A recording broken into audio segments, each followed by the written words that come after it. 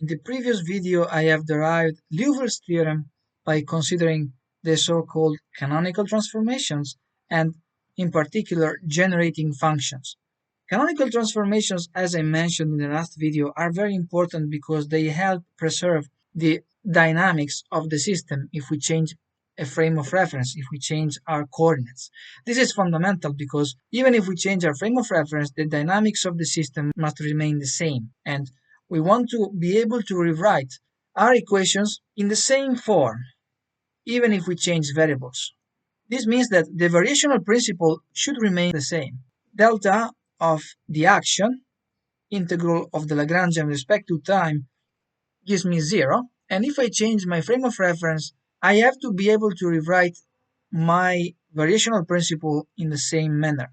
But instead of rewriting it like this, I'm going to rewrite it in a slightly different form. So we know that the Hamiltonian is equal to the derivative of the Lagrangian with respect to the variables q dot j, and then we multiply by q dot j, where these q dot j are the derivatives of the positions.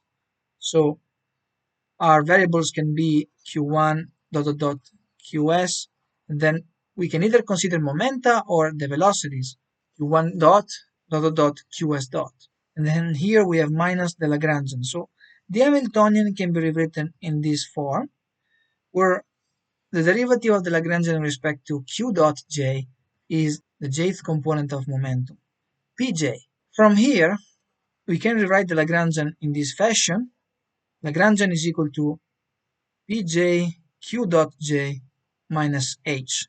So the variational principle can also be rewritten in this form, delta integral pj q dot j. So in this case, we are summing over j. I'm not writing the summation because it's just boring to rewrite it, but you have to consider that there is a sum here. Then we have minus h, and we multiply this by dt. So this is also equal to the variation of pj dqj minus h dt. And we have to set this equal to 0. For a canonical transformation, by definition, the new variables must also satisfy Hamilton's equations. So working backwards, action minimization must be expressible in the new variables exactly as in the old ones. So if we go to a new frame of reference, we go from the variables q1 dot dot dot qs, p1 dot dot dot ps, to the variables q1 prime dot dot dot qs prime, p1 prime dot dot dot ps prime. And the variational principle should remain the same, in the same form. So delta of p prime j dq prime j minus h prime, so in principle also the Hamiltonian will differ, dt equal to 0. Now, in order for the variation principle to be written in the same form, it means that these two integrands here should be equal up to a total differential. Why is that? That's because in adding such a function, a total differential, to the integrand, the function's contribution to the integral is just the difference between its values at the two ends. Because remember that we consider the variation. When we consider the variation, we are integrating over some trajectory in this space, and we are keeping the endpoints fixed.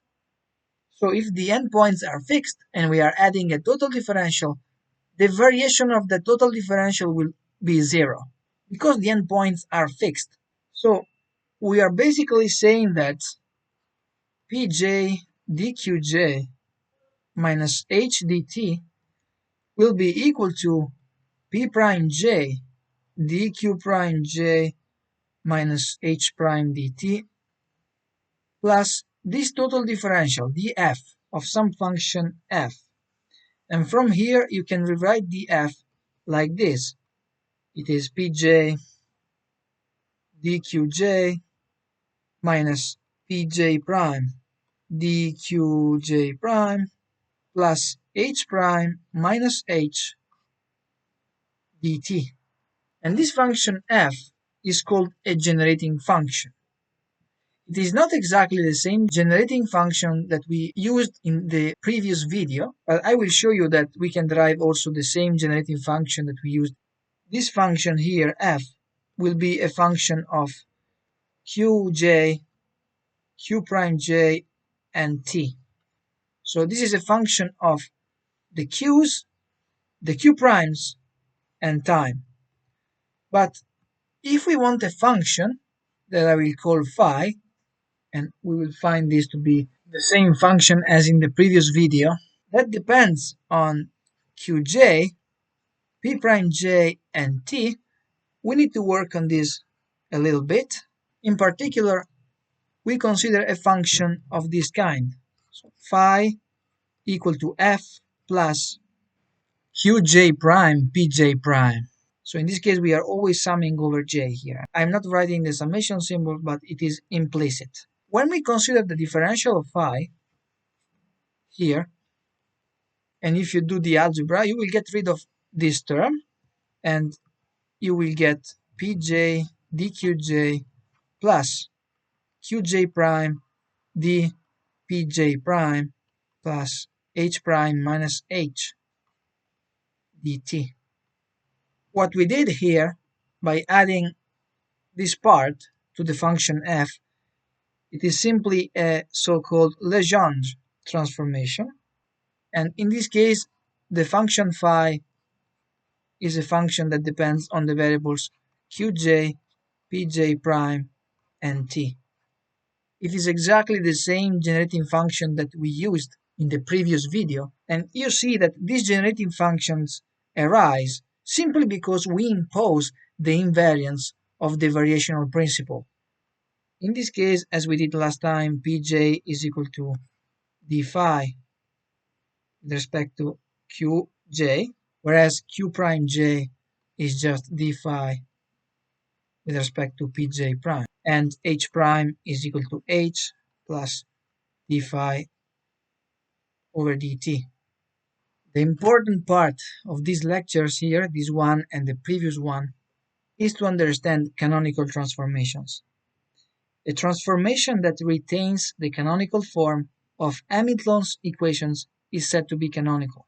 What are Hamilton's equations? So if we also want to know more about Hamilton's equations, if you don't know much about them, I will do them in the next video. From the variational principle and knowing Lagrange equations and how to derive Lagrange equations, it will be very easy to derive Hamilton's equations.